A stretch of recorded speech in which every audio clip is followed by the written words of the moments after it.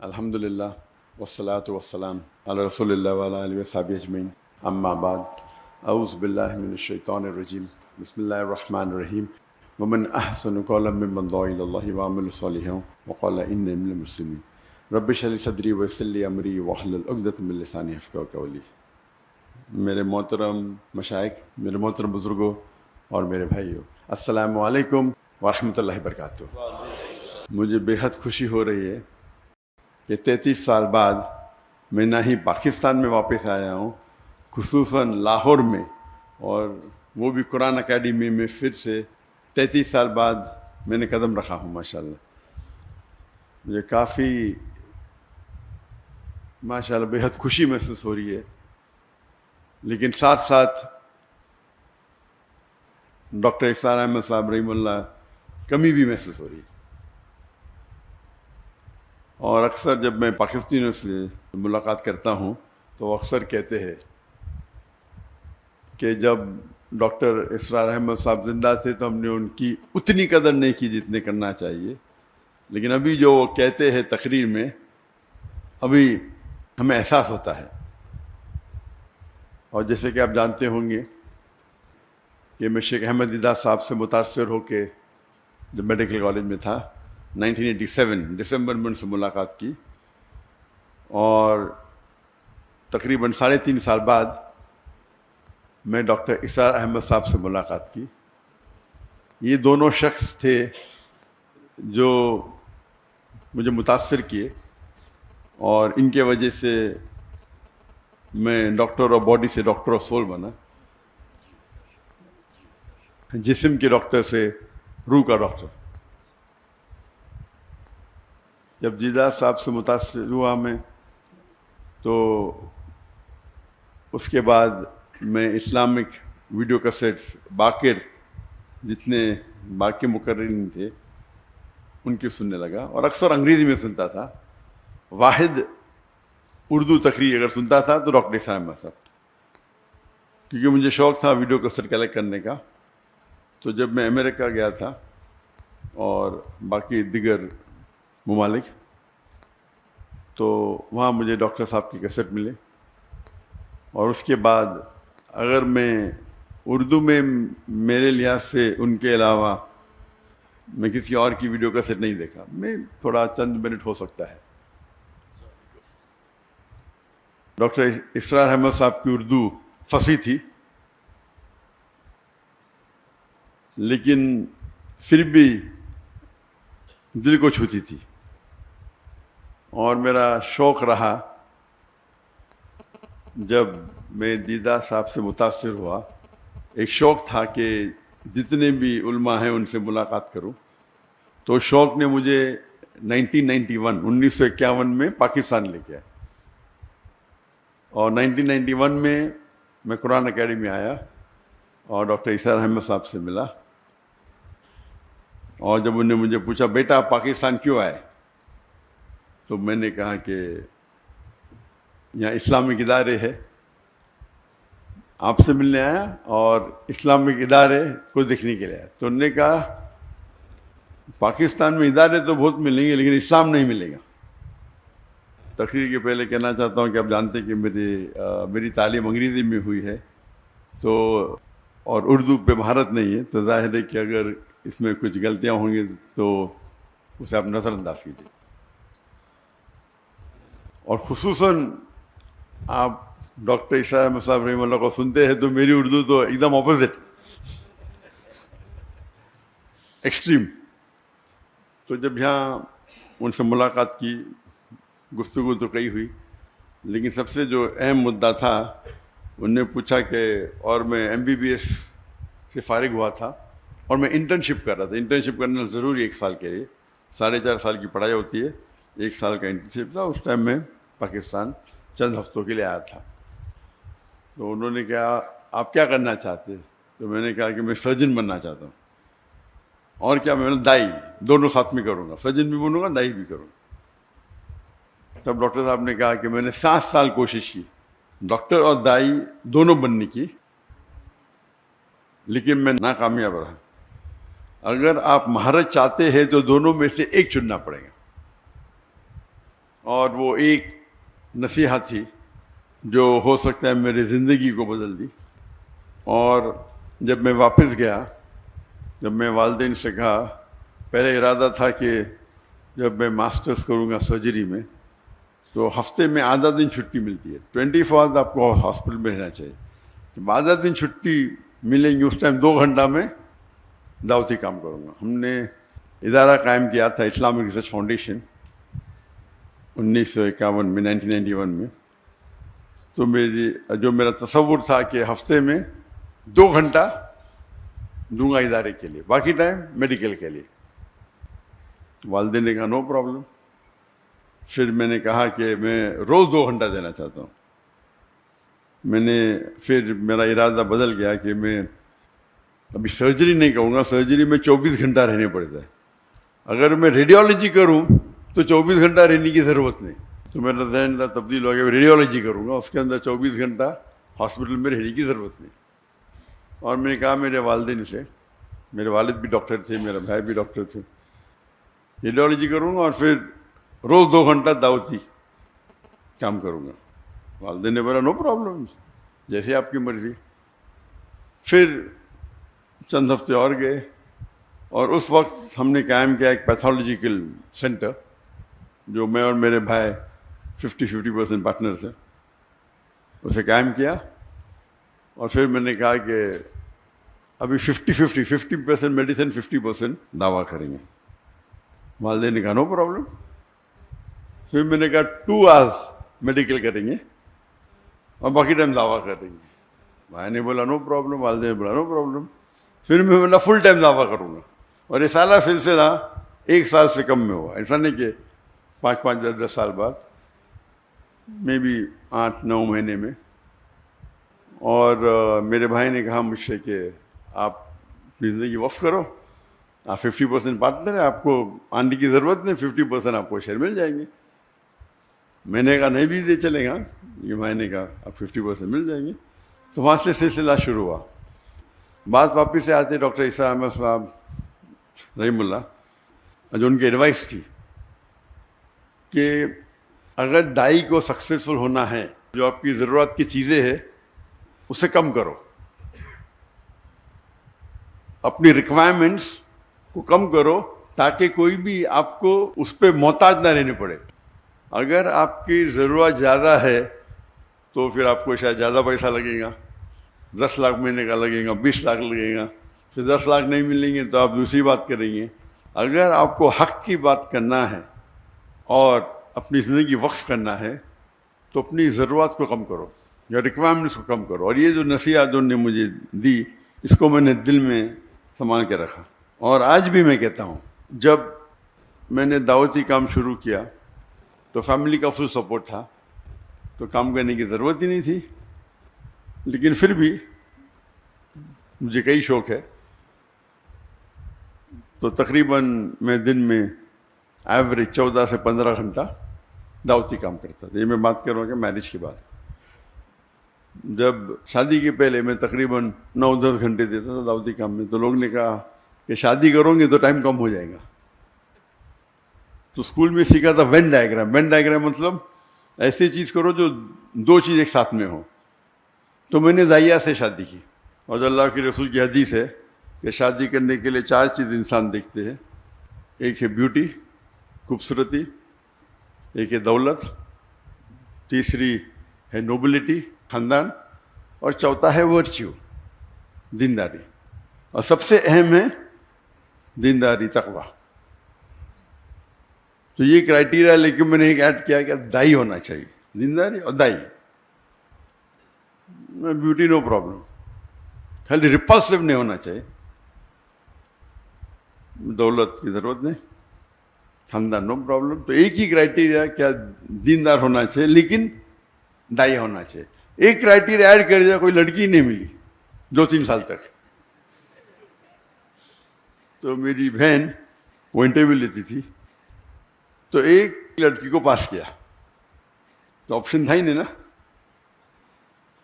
تو ہم نے بمبئی سے پونا گئے اور سب سے پہلے بار میری ہونے والی اہلیہ سے ملا.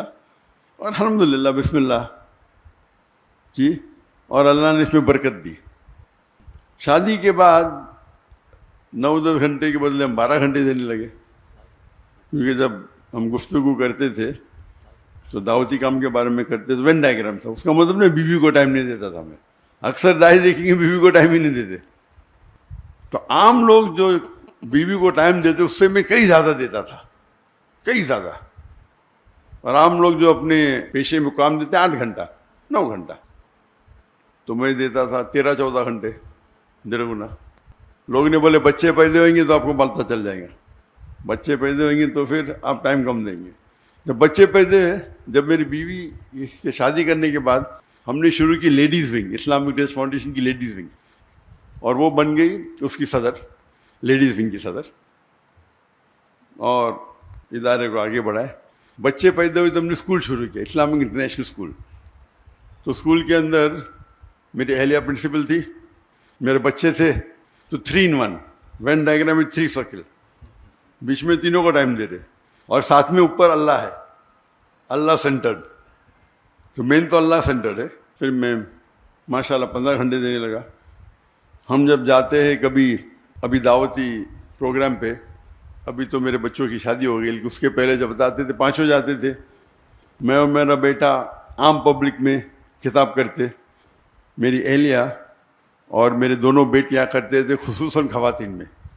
تو پروگرام ہوتا تھا سپوز 2 ہفتے کا، تو 10 دن یا 9 دن ہم خطاب کرے، پھر 2-3 دن we used to even enjoy, سیر کرتے تھے، سائٹ سینگ کرتے تھے.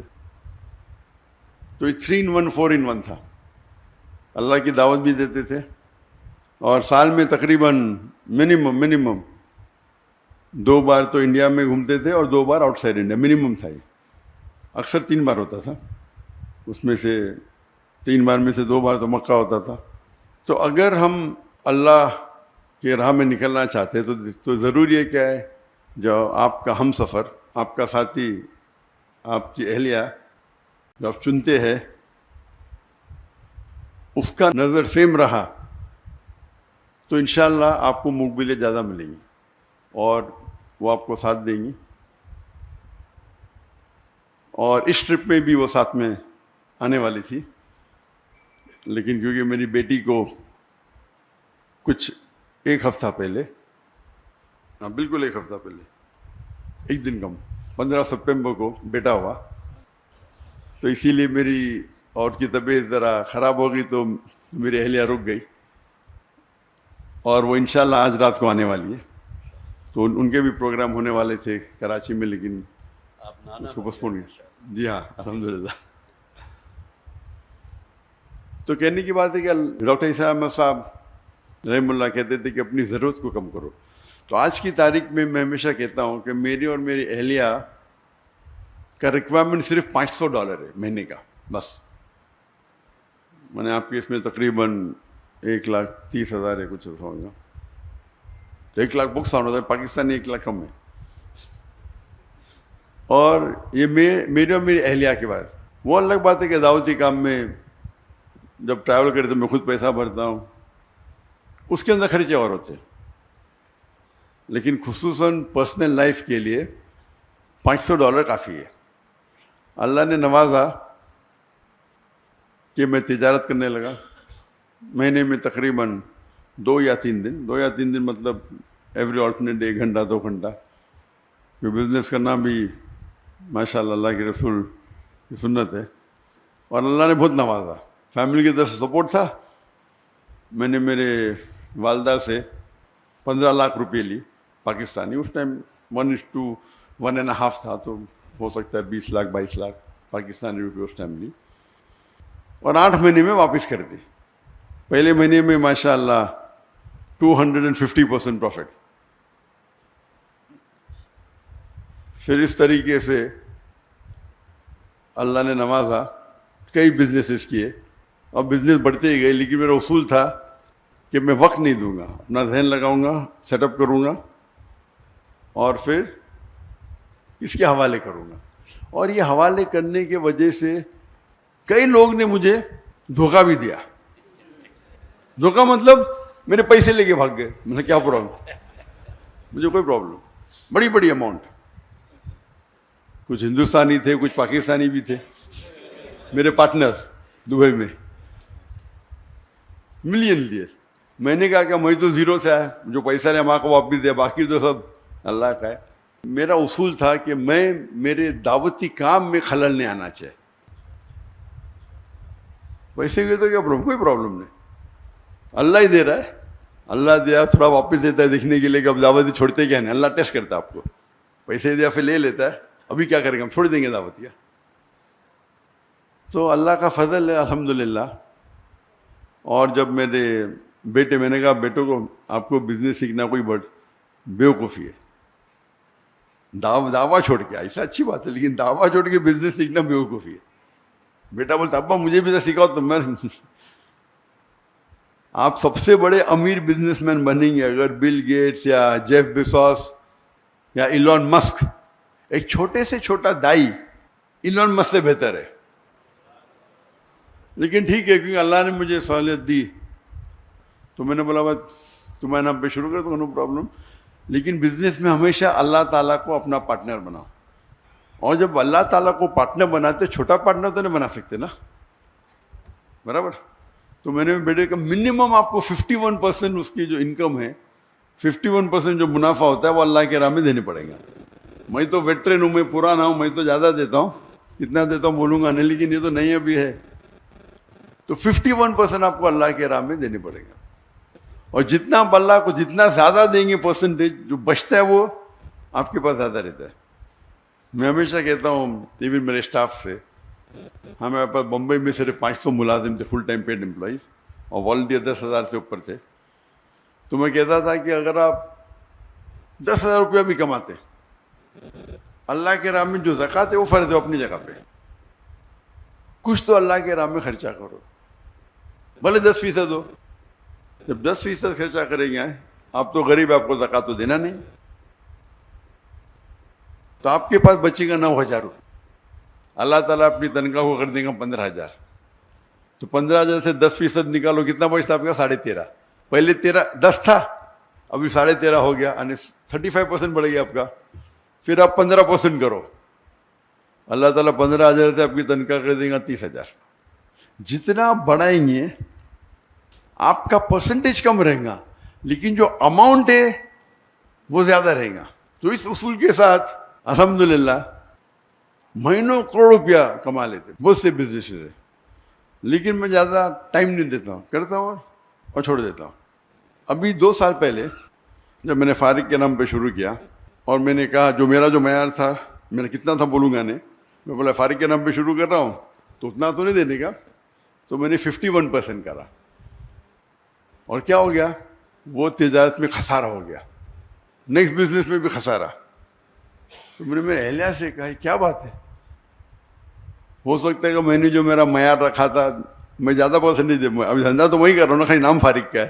تو میں نے کہا یہ میں نے غلطی کی, جو میرا جو وعدہ تھا زیادہ دینے کا, خالی نام بدلنے سے, تو میں نے میرے اہلیہ سے کہہ دیا کہ اس کا پرسنٹیج بھی سیم ہوگا جتنا میرا پرسنٹیج ہوگا. تجارت تو میں ہی سنبھال رہا ہوں, میرا بھائی میرا بیٹا سے سائن کر رہا ہے. تو اللہ تعالیٰ چیک کرتا ہے, کبھی کبھی شیطان آتا ہے نا, ارے بیٹے کے نام پہ کر دو, کم کر دو, تمہارا تو نہیں, وہ تمہارا وعدہ اللہ کے ساتھ, بیٹے کا تھوڑی ہے. تو اگر اللہ کے راہ میں آپ خرچ کریں گے, جس طریقے سے ڈاکٹر اسام صاحب کہتے تھے اللہ کے بینک میں ڈالو, جب چاہے واپس لے سکتے ہیں آپ. سب سے بہتر آپ اگر کس کو لون دے سکتے ہیں, جو اللہ تعالیٰ فرماتے کہ کون ہے جو اللہ کو قرض دے سکتا ہے. کیا اللہ کو قرض کی ضرورت ہے؟ بالکل نہیں. یعنی اللہ تعالیٰ جس طریقے سے ڈاکٹر صاحب کہتے تھے کہ اگر والد اپنے بیٹے کو کچھ پیسے دیتا ہے, ₹1,00,000, اور پھر پوچھتا ہے کہ 5,000 دو, وہ چیک کر رہا ہے دیں گے کیا نہیں, اسی طریقے سے اللہ تعالیٰ فرماتے کیا کون ہے وہ جو اللہ کو لون دیں گا اور اللہ اس کو ملٹیپلائی کریں گے. اللہ تعالیٰ فرماتے سورہ بقرہ میں سورہ 2 آیت نمبر 261, آپ اگر ایک دانہ اللہ کو دیں گے, اللہ تعالیٰ 7 بوٹے دیں گا, ہر بوٹے پہ 100 دانے, یعنی 700 گنا. بزنس ٹرمنالوجی میں 70,000%. کون سے دھندے میں آپ کو 70,000% ملے گا؟ تو اگر آپ اللہ سبحانہ و تعالیٰ کو اپنا پارٹنر بنائیں گے تو آپ دیکھیں گے کہ آپ محفوظ ہے. وہ فرض تو 2.5% ہے, لیکن زیادہ دینا تو حرام نہیں نا، افضل یہ، تو جتنا آپ زیادہ دیں گے اتنا کم ہے. بھی اللہ پہ توقع ہے. اور الحمدللہ جیسے میں جب ڈاکٹر صاحب سے ملا، میں نے شروع میں سوچا تھا کہ میڈیکل ڈاکٹر سب سے بہترین پروفیشن ہے.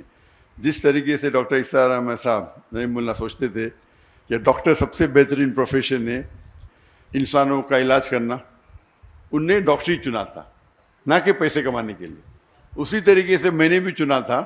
جب قرآن مجید کو پڑھا، اللہ تعالیٰ فرماتے ہیں جس آیت کو میں نے شروع میں تلاوت کی، سورہ فصیلت چیپٹر 41 ورس 34، ومن احسن قولا ممن دعا الی اللہ وعمل صالحا قال انی من المسلمین، کہ کون شخص ہے بہتر شخص ہے لوگوں کو اللہ کی طرف بلاتا ہے، اچھے اعمال کرتا ہے اور کہتا ہے کہ میں مسلم ہوں.